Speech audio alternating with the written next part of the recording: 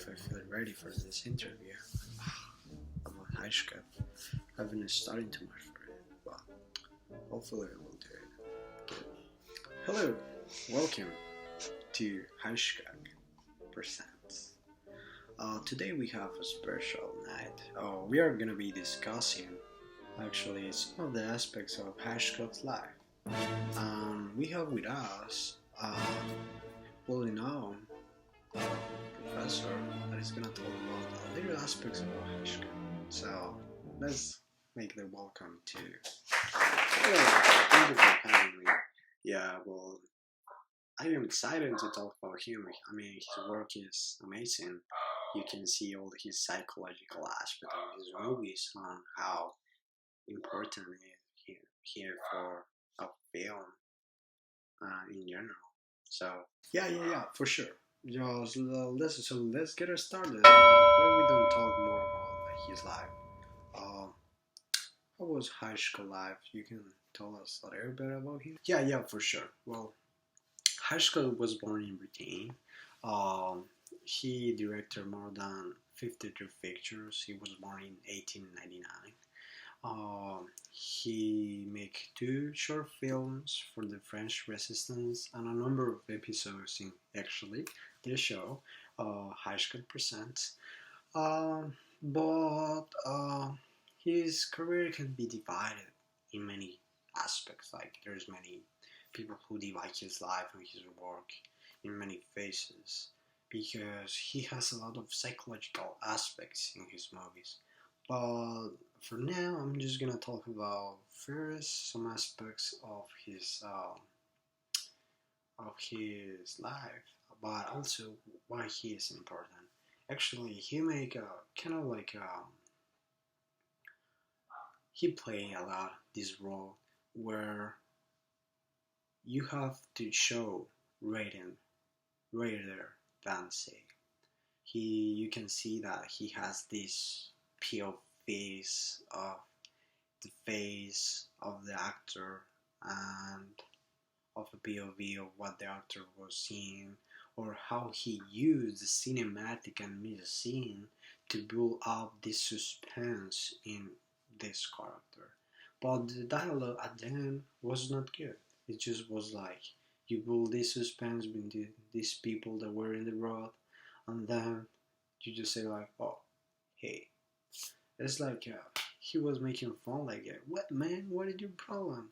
He even actually in his action movies, or let's say that in his dramatic movies, he put a touch of humor.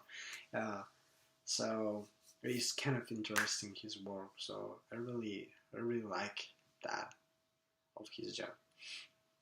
But let's move on more about like the how his life was developed. So first, I'm gonna talk about the period. I will make a pause if you have more questions, and then I will talk more about his movies and how actually they are important and a little bit about them. Yeah, absolutely. So go ahead. Okay, so Hitchcock, as I commented before, he was born in Britain, but then he moved to America.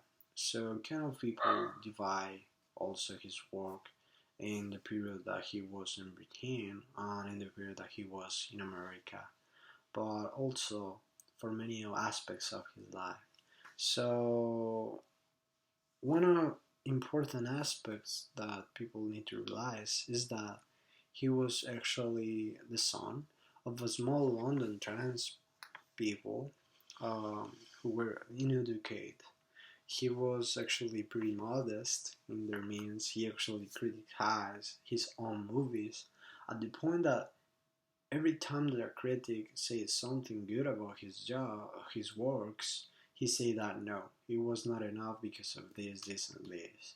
And actually, like his best work for him was Psycho, because although he has like 50 times what it was produced, um, all that money that was here because of that movie, he said that it was a movie that was able to transmit the audience all the aspects of the narration, of all the aspects of the plot, which, as I commented before, is actually what enriched his work. That he was able to transmit through pictures, through show the audience rather than telling them what it was going on. And pretty much his work was divided into genre of thrillers. It's pretty much almost all the horror movies right now nowadays, and suspense are actually influenced by his work. So, but let's talk more about his life. His parents were Victorians. So basically, he had a lot of morals in his life. He was a pretty church-going person.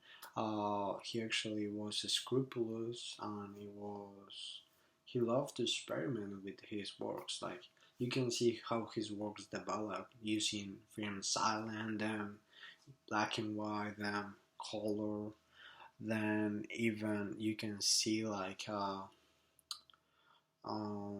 gender or a style was achieved, uh, like a suspense or horror, like in Frenzy and Family, or in Raven, or so forth. So he was kind of interesting how he actually can experiment um, with all his movies, but also he reflects a lot of his personal aspect of his life in his movies. Like you can see in his very words how he actually his life as a Victorian, all his values and all this role that he has a family, or how he actually construct a family. You can see how in movies can portray that nuclear family, which is actually jumped to the phase two of his life, of what many people are saying, that is like how he actually achieved a new nuclear family, which commonly at the 50s and 60s, because he was able to portray a new nuclear family, a new he was able to show that um, that nuclear family in American society, or he was trying to, or he even could achieve this through his scenes. You can see that he actually was pretty influenced to use important locations of America, as the Hoover Dam and the Golden Bridge and so forth. So kind of like he was really concerned in showing rather than telling, as I mentioned it before. So I think that is one of these primordial characteristics of his work. Um, Also, you can see how his family actually impact him in his roles. His wife Alma and his daughter Patricia, you can see that how Alma actually helped him to develop all these aspects in his movie Ray Band, and also um, he was able to show in how was his relationship with his daughter in many of his films. So kind of these ones are actually the other periods. But then he has like kind of a collapse, because many people after Psycho, many of his movies were not so that influenced. Although Rebecca was actually is actually said to be one of his most successful works that actually make him successful in Hollywood movies. But you could see how in these three phases how he actually his movies change. And another personal aspect is how he's able actually to use a novelistic approach to his movies as well, and poetic, or even like I mean you can see how he can do like kind of a poetic aspects, or even the hero or anti-hero. Like I mean he actually uses a man who become obsessed with this blonde girl or this sexually attractive woman, and he's trying to persecute, or he actually tried to escape from his desires. Or we have this actor. So, like, for example, you have like this man who tries to have control over this woman, either by spoiling their absence, or like trying to encourage to change, like in Rear Window, or also he tried to transform them totally into a different woman, like in Vertigo, or he even killed them, like in Psycho, or even strangers in a train, like in North by West, or even like the man, how man actually tried to pursue this woman he desires.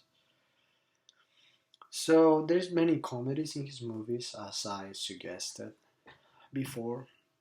You have like kind of aspects, like you have in North and West, you have these notorious comic things, or you also have Rebecca, Spellbound and Notorious, which were actually the movies that are cataloged like his most prominent works after Psycho because of what I mentioned before. But I mean, it's really what is important is that suspense that he achieves, like through the picture, like in Northern Northwest. Uh, there is a scene um, where it's Cary Grant is chased across a cornfield, but this killer who's trying to like kill him. There is a lot of scenes and shots of this successful scene, but then there is no dialogue at all. Like all the stage, all the scenes, it's actually what built up all that kind of suspense. What was not the dialogue narration, as many of the films nowadays. So it's kind of interesting how he actually experiment with this. Um, what else I can say? I don't know if you have another question. Oh, well, I will say that, let's say, yeah, why didn't discuss how was his success here in America? Well, actually, his work here in America was really important. I mean, his movies like Psycho in 1960s were precursors for the modern day horror films, and also inspired television shows as Bates Motel. On There's many other influences like his effects in cinemas, from the authorities to storyteller's approach of 70s. Like many of his formal techniques are used nowadays in famous arts, like his POV and his transitions and the use of time and frame. I mean, all these aspects are really important for film nowadays, not just for America, even for another countries. But let's say about his works, like for example, you have these important aspects in the movie, like for example in Rear Window we have this missing and this term of urban millennium. You have like the ingenuity of this American heroine Grace Kelly, or even illustrations and forms in his own uh, movies, and you can see many of them. Um, like you can also see his more prompt movie The Gear, which was almost autobiography. Well, it was a biography film of his daughter relationship with actress Tippi Harding, or Making the Beer in 1963, and many other collaborations with his wife, which was an important aspect. But let's talk about actually recently they have a movie about Hitchcock of this actually intriguing relationship about with this actress, which is actually one of the I would say that is one of the experimental things that Hitchcock uh, was using, was I told you how the character is actually used as a tool rather than that someone that is actually the important aspects of the movie. So, but you could see how he actually developed this in burst, like all these his scenes like in the telephone and telephone cabin, how he actually achieved this kind of emotions, like it almost sounds like real, because he actually that's what he wanted to show the audience, like how his expression, rather than how what she said, like oh I'm scared, really like showing them, because actually if you just thinking in this, that is how we live. We live through our eyes, and we live of how we see things rather than what we say. We pretty much learn about what we see. But I mean, I don't know if you have a little last question for me to talk more about the general aspects of his movies. Uh, his biggest work was Rebecca, as I told you before, and we have also how he used formal techniques like illumination, a lot of kind of aspects in his movies, like in Vertigo in 1958, in Marine 1964, in Shadow of Dog 1943, Tom Curtin in 1966, and The Trouble with Harry 1955. So, kind of, it's important. Oh, another aspect of his life was that in 1939 he actually crossed the Atlantic and moved to America. He actually was he started his career as a title card designer, uh, and then he through many of these experiences he was able to become a commercial director. And almost I believe that the movies that started their career were in 1935, which was 30 Steps, Lenny Vanish, which was in 1938. Uh, which were movies that were nominated to Best Picture, as well as commented before, Rebecca in 1940 and Foreign Correspondent in 1940.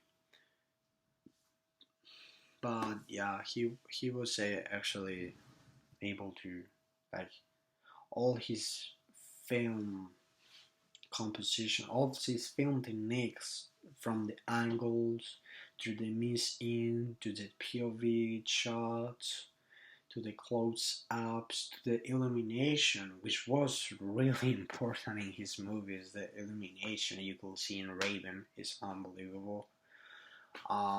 You also can see how he managed the transitions so that people can develop the continuity of the scenes, like in his like in Rear Window. You can see how he's able to do through his scenes. And I don't know if you have last question. Yeah, pretty quick. You say that he had like kind of a movie, like kind of a geography. You can tell us more about it. Yeah, sure. Yeah, there is. Unfortunately, there is not many aspects of his biography.